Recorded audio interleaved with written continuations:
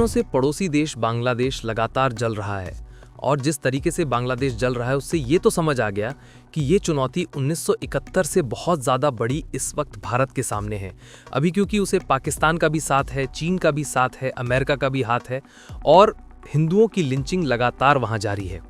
उस्मान हादी की मौत के बाद जिस तरीके से भारत को एक दुश्मन के तौर पे देखा है बांग्लादेश के लोगों ने और भारत के खिलाफ जो बयानबाजी, भारत के खिलाफ जो बयान बांग्लादेश से निकलकर सामने आए हैं, उसके बाद अचानक कुछ ऐसा हुआ जिससे कि ये खबर और ज़्यादा बड़ी जान जाती है। दरअसल भारत के सेना प्रमुख जनरल उपेंद्र द्विवेदी ने बांग्लादेश के सेना प्रमुख से बातचीत की है।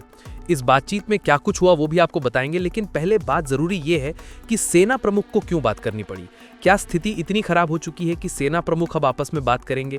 क्योंकि जितना मुझे पता है कि ऑपरेशन सिंदूर जब हुआ था उस वक्त भी सेना प्रमुखों की बात नहीं हुई थी। हालांकि ऑपरेशन सिंदूर की बात अलग थी, वो तो पाकिस्तान के साथ मैटर था और पाकिस्तान के साथ क्या बात करनी है, वहाँ तो सेना ही सारे आतंकवाद को बढ़ावा दे रही है, ये महत्वपूर्ण बात है।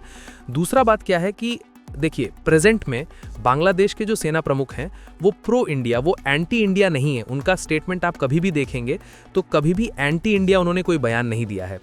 हम इस बारे में क्या ही बात करें, तो देखिए क्या जिस प्रकार से बॉर्डर पे तनाव बनाने का प्रयास हो रहा है बांग्लादेश के जो चुनावों के दौरान, वो वहाँ पे लड़ाई बढ़ाने के लिए किया जा रहा होगा। आपका देखिए जो एनसीपी पार्टी है उसके नेताओं के बयान हैं मौत के बाद में जिस प्रकार की वहाँ पे स्थिति बन रही है, तो मुझे लगता है कि उसी संदर्भ में इस बात को करने का प्रयास किया गया और कैसे मामला सुलझाया जा सकता है, कैसे मामला शांत किया जा सकता है, इस बारे में बात हुई होगी। क्योंकि मैं ये मान के चल रहा हूँ कि भारत को अब एक्शन लेने का समय आ गया है। इसका रीज़न क्या है कि जिस प्रकार से बांग्लादेश के अंदर पूरा का पूरा एंटी इंडिया एक तरह से माहौल बन रहा है, तो इससे तो कई सालों तक हमें देखने को मिल सकता है कि बांग्लादेश में एंटी इंडिया माहौल बन जाएगा, काफ़ी यूथ इससे प्रभावित हो जाएंगे और मान लो आज वहाँ पे कोई परिवर्तन हो भी जाता है तो हमें जिस प्रकार से पाकिस्तान से आतंकवाद की चुनौतियाँ देखने को मिलती हैं उसी तरह की चुनौतियाँ जो हैं हमें बांग्लादेश की ओर से देखने को मिल जाएंगी।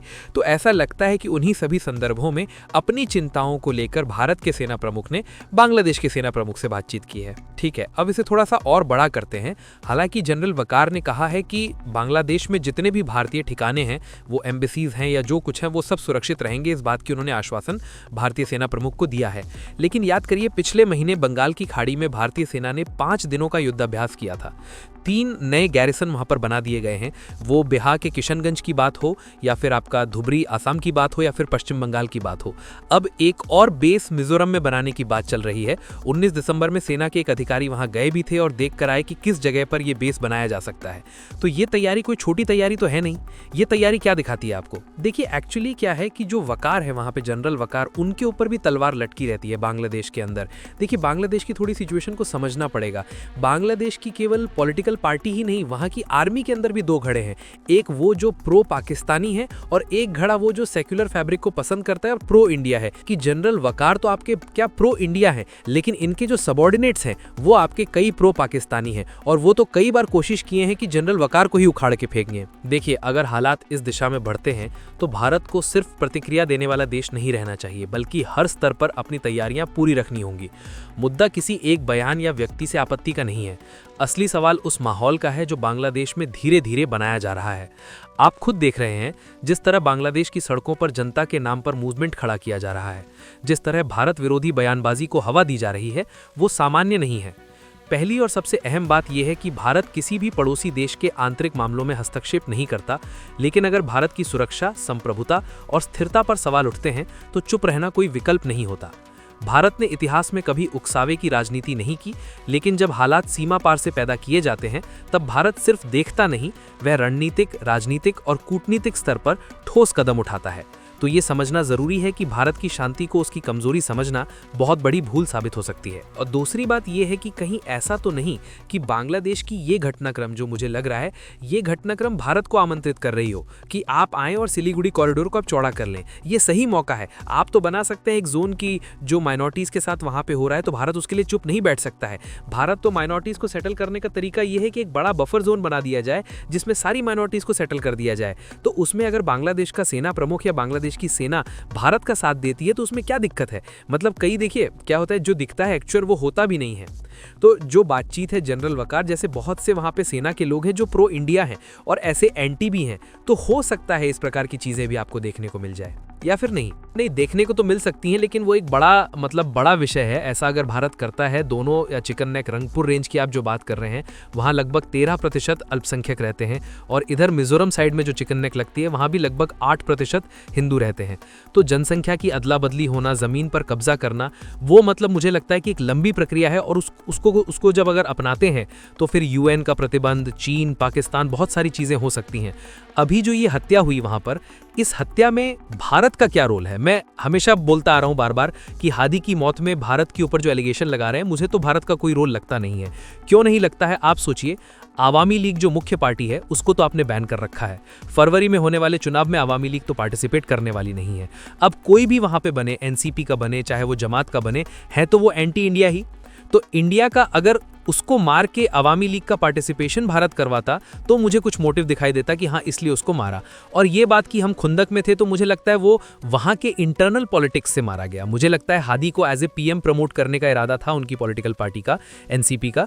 तो या तो उन्हीं की पॉलिटिकल पार्टी के जो 2-4 और नौजवान हैं जो अपने आप को मानते हैं कि हम स्टैंड लीडर्स हैं, उनके थ्रू ये हुआ है, या यूनुस के द्वारा कराया गया ताकि चुनाव डिले हो जाए। और क्या हो रहा है वहाँ पे? इन्फ्लेशन रेट बहुत ज़्यादा आपका चल रहा है, महंगाई बहुत बढ़ गई है, GDP की ग्रोथ रेट वो आपका 1.5% कम हो गई है। तो मुझे ऐसा लगता है कि इस प्रकार की घटना कर अंजाम देकर आप कहीं ना कहीं भारत के खिलाफ एंटी माहौल बनाकर अपने देश को जोड़ने का प्रयास कर रहे हैं, लेकिन ये ज़्यादा दिन चलने वाला नहीं है। ऐसा लग रहा है कि भारत अभी थोड़ा सा और वेट एंड वॉच कर रहा है कि इकोनॉमिकल और डाउन हो, ताकि स्थिति हम दुनिया के सामने रख सकें। माइनॉरिटीज़ के ऊपर जो हमले हो रहे हैं, इसके बहुत सारे प्रमाण आज दुनिया के सामने हैं। मीडिया आउटलेट्स हैं, मीडिया के कटिंग्स हैं। भाई, इन्हीं को तो आधार बनाकर हम 71 में गए थे। बिल्कुल। और ये कहने की बात होती है कि चीन है, UN है। भाई, UN का हम तो UN का ही काम कर रहे हैं। हम भारत पूरी प्रिपरेशन कर रहा है ना, पूरी तैयारी कर रहा है ना, कोई मजाक की बात तो है नहीं। और खुद शेख हसीना हमारे यहाँ पर है, शेख हसीना तो कह चुकी है मुझे ले चलो है। तो स्थिति जो है उसे देख के लग रहा है कि चीन है, मान गया है चीन, लेकिन इस स्थिति को संभालने के लिए इस प्रकार के स्टेप लेने पड़ सकते हैं। और ऐसा लगता है कि बांग्लादेश के अंदर एक बहुत बड़ी फोर्स है और बहुत बड़ी जनसंख्या है जो भारत के इस कदम का वेलकम करेगी। अब देखना वो तो दिलचस्प होगा कि क्या अगर ऐसा हो जाता है तो फिर तो भारत का जो सिलीगुड़ी कॉरिडोर है, चिकन नेक का जो कॉरिडोर है, वो 22 किलोमीटर की जो चौड़ाई है वो लगभग 100 किलोमीटर की उसकी चौड़ाई हो जाएगी, अगर वो रंगपुर वाला डिवीजन भारत अपने कब्जे में ले लेता है।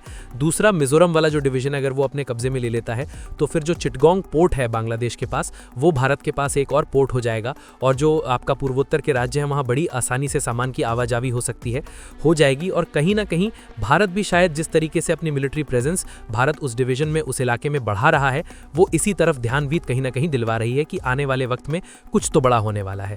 दर्शकों, आप इस विषय पर क्या सोचते हैं? कमेंट बॉक्स में अपनी राय जरूर बताइएगा। नमस्कार।